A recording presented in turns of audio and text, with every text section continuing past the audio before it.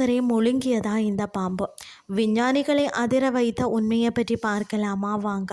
பல மில்லியன் ஆண்டுகளுக்கு முன்பு வாழ்ந்த ஒரு விசித்திரமான உயிரினத்தை பற்றி தான் அறிவியலாளர்கள் சமீபத்தில் கண்டுபிடிச்சிருக்கிறாங்களாம். இது ஒரு சாதாரண விலங்கு அல்லங்க. ஒரு பள்ளி பேருந்தை விட நீளமான ஒரு டன்னுக்கு மேலே எடை கொண்ட ஒரு பிரம்மாண்டமான பாம்பா. இவை டைனோசர்கள் பூமியில இருந்து அழிந்ததுக்கு பிறகு பல ஆண்டுகள் காடுகளை முழுமையாக ஆட்சி செய்ததாம். இந்த ராட்சத உயிரினங்கள் தற்போதைய காலகட்டத்தில் ஏன் இல்லை என்பது பலருக்கும் ஒரு பெரிய ஒரு ஆச்சரியமாகுமா. அதாவது பார்த்தீங்கன்னா, கொலம்பியா மற்றும் இந்திய புதை வடிவங்கள் ஆராய்ச்சியாளர்கள் 2009ஆம் ஆண்டில் தான் கொலம்பியாவில் உள்ள நிலக்கரி சுரங்கத்தில் ஒரு மிகப்பெரிய புதைப்படிவத்தை முதலாக கண்டுபிடித்தாங்களாம். இதற்கு பார்த்தீங்கன்னா டைட்டனோபோவா என்று அவர்கள் பெயரிட்டனர். இந்த ராட்சத உயிரினம் சுமார் 48 அடி நீளம் வரை வளர்ந்திருந்ததாம். இது அடர்ந்த மற்றது ஈரப்பதமான மழைக்காடுகளில் கொடூரமாக வேட்டையாடி வாழ்ந்து வந்ததாம். இதை விட ஒரு பெரிய ஆச்சரியம் என்னன்னு சொல்லி பார்த்தீங்கன்னா, நமது இந்தியாவிலையும் காத்திருந்தது. 2024 தான் ஆராய்ச்சியாளர்கள் குஜராத்தில் உள்ள ஒரு நிலக்கரி சுரங்கத்தில் இதே போன்ற மற்றொரு உயிரினத்தை வெற்றிகரமாக கண்டுபிடிச்சாங்களாம். இதற்கு பார்த்தீங்கன்னா வாசுகி இண்டிகஸ் என்று அழகாக பெயரிடப்பட்டுள்ளது. இது சுமார் 47 மில்லியன் ஆண்டுகளுக்கு முன்பு இந்தியாவில் வாழ்ந்த 50 அடி நீளமுள்ள ராட்சத உயிரினமாகவும் இருக்கிறதாம். இதன் அளவை பார்த்து உலகெங்கிலும் உள்ள விஞ்ஞானிகள் அனைவரும் மிகவும் வியந்து போனார்களாம். பாம்புகள் எப்போதுமே குளிர்ச்சி இரத்த பிராணிகள் என்பதை நாம் அனைவரும் நன்றாக அறிவோம். அதாவது அவற்றால் சொந்தமாக தங்களால் உடல் வெப்பத்தை உருவாக்க முடியாது.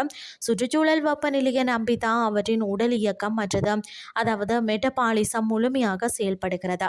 காற்றில் அதீத வெப்பம் இருந்தால் மட்டுமே இது போன்ற விலங்குகள் பெரிதாக வளர மற்றது தங்களுக்கு தேவையான அதிகபட்ச எனர்ஜியை சுலபமாக பெற முடியும்னே சொல்லலாம்.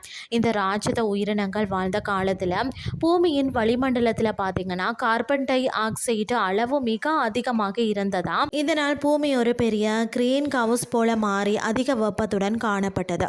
அப்போது பூமியின் சராசரி வெப்பநிலை 30 டிகிரி முதல் 34 டிகிரி செல்சியஸ் வரை தொடர்ந்து இருந்ததாக ஆய்வாளர்கள் மிகவும் துல்லியமாக கணக்கிட்டு ஆணித்தரமாக சொன்னாங்களாம். இந்த கடுமையான வெப்பம்தான் பார்த்தீங்கன்னா அந்த விலங்குகள் ஒரு எண்ணெய் பீப்பாய் அளவுக்கு மிகவும் தடிமனாக வளர பெரிதும் உதவியதாம்.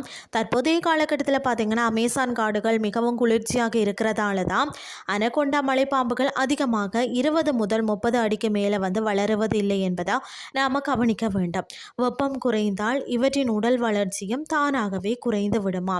இந்த புதைப்படிவங்கள் வரும் பழங்கால விலங்குகள் மட்டும் நமக்கு இப்போது காட்டவில்லை. பல மில்லியன் ஆண்டுகளுக்கு முன்பு நமது பூமியின் பூமத்திய ரேகை பகுதியில் எவ்வளவு அதீத வெப்பம் தொடர்ந்து இருந்தது என்பதையும் அவை மிக தெளிவாக காட்டுகிறது. ஒரு வகையில் இந்த மிகப்பெரிய புதைப்படிவங்கள் பழங்கால வெப்பமானியாகவே நமக்கு செயல்படுகின்றன.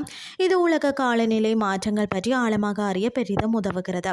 அன்றைய காலகட்டத்தில் பூமியில் நிலவிய அந்த அதிகப்படியான வெப்பம்தான் இது போன்ற ஒரு பிரம்மாண்ட பாம்பு உருவாக முக்கிய காரணமாக உறுதியாக இருந்துள்ளது. இயற்கை எப்போதுமே தன்னை காலநிலைக்கு ஏற்ப எளிதாக தகவமைத்துக் கொள்ளும் என்பதற்கு இது ஒரு மிக சிறந்த உதாரணமாகும்.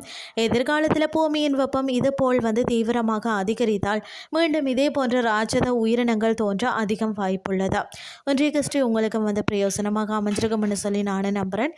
இதே மாதிரி மற்றொரு கிறிஸ்டின் வேலைக்கு உங்களை சந்திக்கிறேன். நன்றி.